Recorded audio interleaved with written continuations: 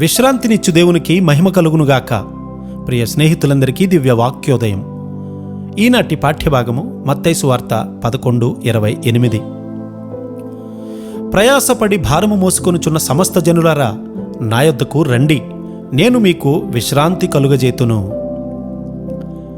ఈ దినాల్లో ప్రజల యొక్క జీవితం చాలా చిక్కులతో కూడుకుని ఉండడం వల్ల చిన్న చిన్న పరిష్కారాలను నిరాకరిస్తూ ఉన్నారు.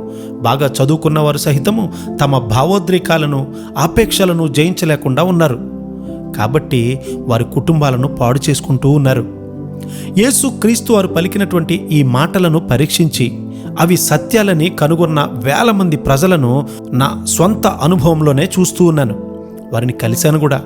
సర్వము కోల్పోయి వారి జీవితం అనే చిన్న ప్రపంచమే తునకలైనప్పుడు ఇక నిరీక్షణ లేదని గ్రహించి వారు యేసయ్య దగ్గరకు వచ్చి ఆయనే సత్యమని గుర్తిరిగిన వారు అనేక మంది ఉన్నారు.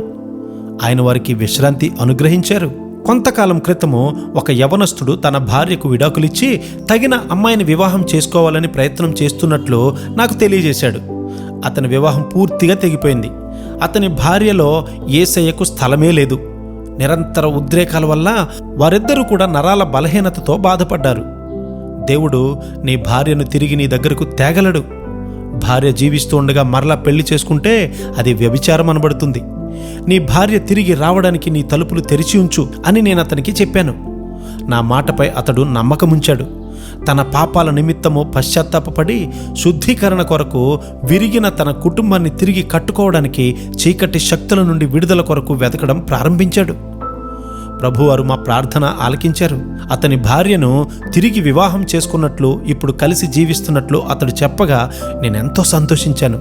వివాహ బంధాలు చాలా బలహీనంగా ఉంటూ శరీరేచ్ఛలు విస్తృతంగా ఏలుబడి చేస్తున్నటువంటి ఒక ప్రాంతం మధ్యలో ఈ కుటుంబం నివసిస్తూ ఉంది.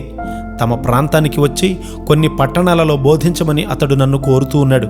యేసుక్రీస్తు వారిని తమ గృహాధిపతిగా చేసుకోవడం వల్ల నరాల విచ్ఛిన్నతతో ఉన్నటువంటి ఈ యవ్వన కుటుంబాన్ని ప్రభువైన యేసుక్రీస్తు వారే తిరిగి కట్టారు.